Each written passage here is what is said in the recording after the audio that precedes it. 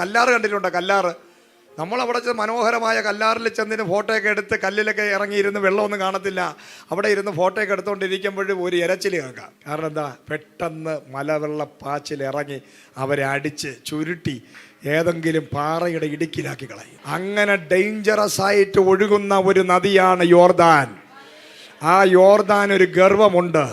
നിമിഷ നേരം കൊണ്ട് കരകവിയും, നിമിഷ നേരം കൊണ്ട് അറ്റാക്ക് ചെയ്യും, നിമിഷ നേരം കൊണ്ട് മരണമുണ്ടാകും, നാശമുണ്ടാകും. അങ്ങനെ ചരിത്രത്തിൽ തന്നെ ഒരു നദി യോർദാൻ ഒരു നദിയാ. പക്ഷെ അതിനെ എല്ലാവരും ഭീതിയോടെ നോക്കുന്നത്.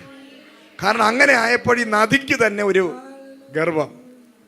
ഞാൻ ആരെയും കൊല്ലും, ഞാൻ ആരെയും നശിപ്പിക്കും, എൻ്റെ അടുത്ത് ആരും കളിക്കരുത്, ഞാൻ ആരാണെന്ന് അറിയാമോ? അങ്ങനെ ഇരുന്നപ്പോഴാണ് അവൻ്റെ ഗർവം തീർക്കാൻ ദൈവത്തിൻ്റെ സ്വന്തം ജനം അവിടെ വന്നത്. നിങ്ങൾ ആ പെട്ടകം ചുമക്കാൻ പറഞ്ഞു. പെട്ടകം എടുത്ത് തോളിൽ വെച്ചോ. ദൈവത്തിൻ്റെ മഹത്വം നിങ്ങൾ ചുമക്കുമ്പോൾ, നിന്റെ കാലുകൾ സ്പർശിക്കുമ്പോൾ, നിന്റെ മുമ്പിൽ നിൽക്കുന്ന ചില മരണ യോർദാന്റെ ശക്തികൾ നിന്റെ അകത്ത് ഗ്ലോറി അങ്ങോട്ട് കയറണം. നീ ആരാധിച്ച് ശക്തി പ്രാപിക്കണം. നീ അന്യഭാഷ പറഞ്ഞ് ശക്തിപ്പെടണം.